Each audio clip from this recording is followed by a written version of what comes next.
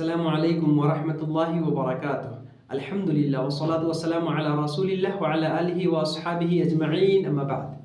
मेरे प्रिय साथियों और तमाम दीनी और इस्लामी भाइयों, आज हमारा ये छठा पाठ है और आज हम ये जानेंगे कि हमें अल्लाह के कलाम, अल्लाह का ग्रंथ कुरान का भी आदर और सम्मान करना चाहिए।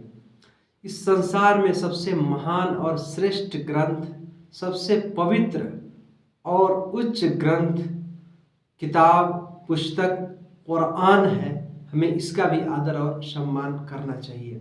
एक मोमिन, एक मुस्लिम कुरान के पवित्रता पर विश्वास रखता है, उसमें संदेह नहीं करता है और वो ये बात भी जानता है, इस पर भी विश्वास रखता है कि ये कुरान, ये सारे कलामों, सारे ग्रंथों, सारे पुस्तकों, सारे किताबों से महत्वपूर्ण बल्कि महान और श्रेष्ठ है, उत्तम है, अफजल है। और जो भी व्यक्ति इसी के अनुकूल बात करता है वो सत्यवादी है, सच्चा है। जो इसके अनुकूल न्याय करता है उसका न्याय उचित है, उसका न्याय सही है। जो भी आदमी कुरान के अनुकूल अपना जीवन यापन करने का प्रयास करता है वो सफल है, वो कामयाब है, वो मुक्ति प्राप्त करने वाला है। वास्तव में जो व्यक्ति कुरान की तरह अपने जीवन को बना ले और इसके हलाल की हुई चीज़ों को हलाल माने, जो इसमें वैध है उसको वैध, जो कुरान ने जिसको हराम कर दिया, नाजायज़ कर दिया, उसको नाजायज़ माने, वास्तव में वो अल्लाह वाला है, अल्लाह का मनोनीत भक्त है, अल्लाह का चुनिंदा बंदा हो जाता है वो। और लोक और परलोक दोनों जीवन में उसको सफलता मिलेगी, उसको सफलता प्राप्त हो जाएगी। और एक मुसलमान इस बात पर भी विश्वास रखता है कि जो कुरान से मुंह मोड़ लेता है, कुरान के विपरीत चलता है, कुरान के आदेशों का पालन नहीं करता है बल्कि इसके आज्ञा का वो उल्लंघन करता है, वास्तव में वो घाटा उठाने वालों में से है, वो बर्बाद है, पथभ्रष्ट है, क्षतिग्रस्त है। रसूल अकरम सल्लल्लाहु अलैहि वसल्लम ने बयान फरमाया, इक़राउल कुरान, कुरान को पढ़ो, फ़इन्नहु यअती यौमल क़ियामति शफ़ीअन लि अस्हाबी, क्योंकि ये कुरान अपने पढ़ने वाले के लिए कल क़यामत के दिन सिफारिशी बन के आएगा। पढ़ने का क्या अर्थ है?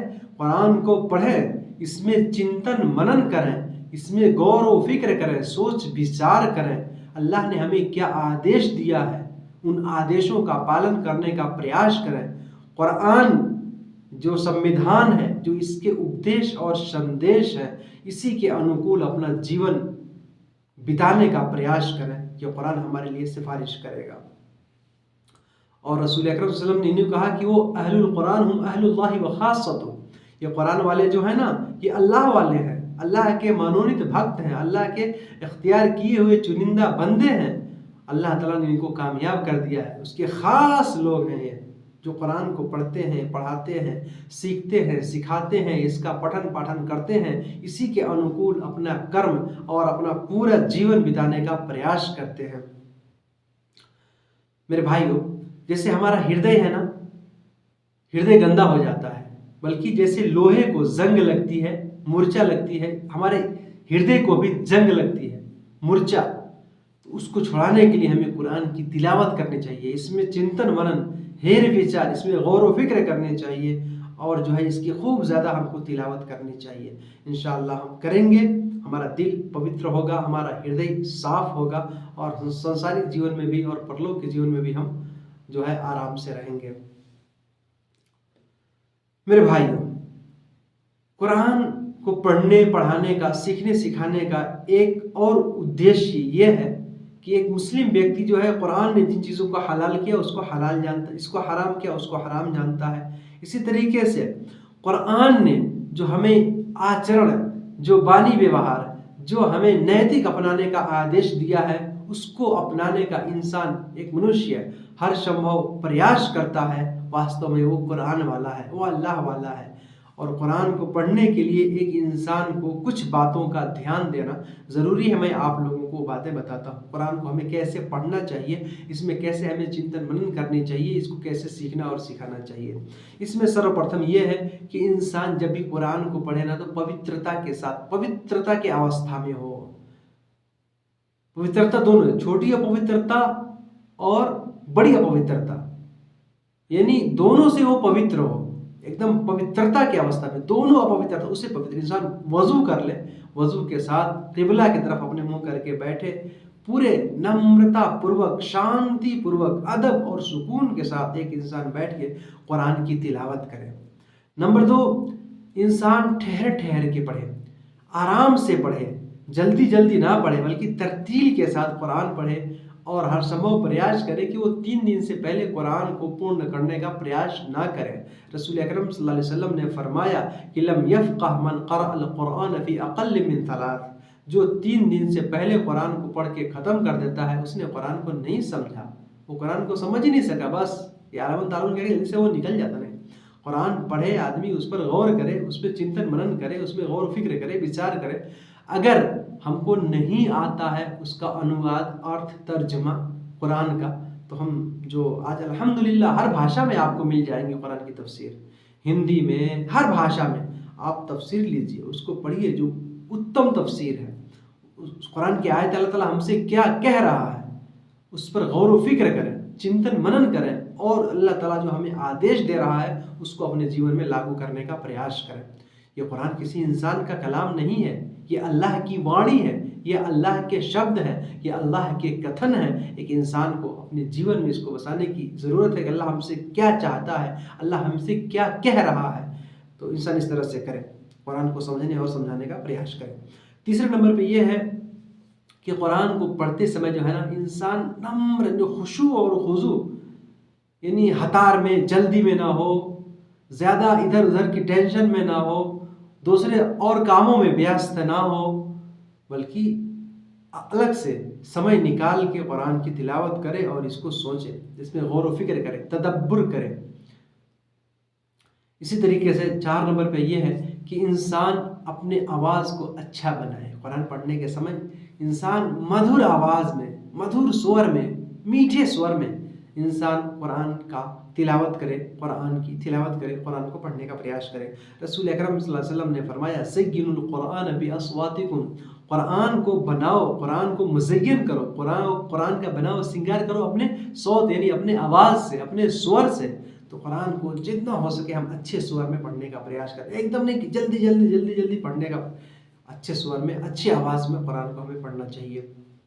इसी तरीके से नंबर 6, इंसान अगर डर रहा है कि लोग उसका नाम या चर्चा करेंगे या उसको प्रसन्नता प्राप्ति, रयाकारी, दिखावा हो जाएगा, तो वो आहिस्ता यानी धीमी आवाज़ में कुरान पढ़े। या मस्जिद में अगर कुरान की तिलावत कर रहा है, दूसरे लोग नमाज़ पढ़ रहे हैं, तो उस समय भी उसको ध्यान देना चाहिए और यानी धीमे स्वर में कुरान की तिलावत करनी चाहिए। और सबसे अहम चीज़ जो 6ठे नंबर पे ये है कि इंसान, मैंने बताया कि इंसान अपने हृदय को उपस्थित करके, अपने दिलो दिमाग को हाजिर करके, अपने दिमाग, मस्तिष्क, हृदय को उपस्थित करके, हाजिर करके कुरान पढ़े। ये नहीं कि दिल में कुछ और सोच रहा है, दिमाग में कुछ और सोच रहा है, चल रहा है और कुरान की तिलावत कर रहा है, कुरान की तिलावत कर रहा है। ऐसा नहीं होना चाहिए, बल्कि इंसान कुरान के लफ्ज़ पे गौर व फिक्र करे, तदब्बुर करे, चिंतन मनन करे, सोच विचार करे और कुरान के जो माने हैं, जो अर्थ है, इसके वास्तविक अर्थ है, अल्लाह ताला क्या कहना चाहता है, उस माना और यानी कुरान के अर्थों पर, कुरान की जो व्याख्या है उस पर भी इंसान जो है गौर व फिक्र करे, उस पर भी ध्यान लगाए। इसी तरीके से कुरान को तिलावत करते समय जो है वो बेपरवाह ना हो, यानी आदमी कुरान तो पढ़ रहा है लेकिन कोई मतलब ही नहीं है उसमें क्या कहा जा रहा है, ऐसा नहीं होना चाहिए। और कुरान ने जो हमें जो आदेश दिया है उस आदेशों का पालन करें। मिसाल के तौर पे अगर वो आदमी पढ़ रहा है अला लअनतुल्लाहि अलल काज़िबीन, कि अल्लाह का अभिशाप हो झूठे लोगों पर, लअनतुल्लाहि अलल ज़ालिमीन, जो अत्याचारी लोग हैं उनके ऊपर अल्लाह का अभिशाप हो, अल्लाह की लानत हो। और अगर वो झूठा है, अत्याचार भी कर रहा है, तो उस पर भी तो अल्लाह की लानत होती है ना, अल्लाह का अभिशाप उसके ऊपर भी, तो आदमी छोड़े कि अल्लाह ताला जो है लानत भेजता है, अल्लाह ताला उसको तिरस्कृत और अपमानित करता है। जो झूठे लोग हैं, जो अत्याचार लोग हैं, तो उनसे जो है अपने आप को इंसान बचा के रखे। और अंतिम बात यह है कि इंसान जो है ये प्रयास करे कि वो अपने आप को अल्लाह वाला बना ले, जिनको अल्लाह ताला ने, जिनको हदीस में अहलुल्लाहि व खास्सतु, अल्लाह वाला और अल्लाह के मनोनीत भक्त, अल्लाह के चुनिंदा बंदे जिन्हें कहा गया, वो कौन है? वो अहलुल कुरान यानी कुरान वाले हैं। इससे क्या मुराद है कि कुरान की तरह अपने जीवन को वो बना लें, कुरान के उपदेश और संदेश की तरह वो अपने संपूर्ण जीवन को इस तरह अगर बना लेंगे तो अल्लाह वाले हो जाएंगे, अल्लाह के चुनिंदा बंदे हो जाएंगे, अल्लाह के मनोनीत भक्त वो लोग हो जाएंगे। और लोग परलोक दोनों जगह में, दोनों जीवन में उनको सफलता मिलेगी, उनको खुशी मिलेगी, शांति मिलेगी, मुक्ति मिलेगी, हर जगह उनको जो है कामयाबी मिलेगी। अल्लाह ताला हम सबको कहने सुनने से ज़्यादा अमल करने की तौफीक अता फरमाए। अल्लाह ताला हम सबको कुरान को पढ़ने और पढ़ाने की तौफीक अता फरमाए और इसके आदेशों, उपदेशों और संदेशों को अपने जीवन में अल्लाह ताला हमें लागू करने की तौफीक और क्षमता अता फरमाए। आमीन। वस्सलामु अलैकुम व रहमतुल्लाहि व बरकातुहू।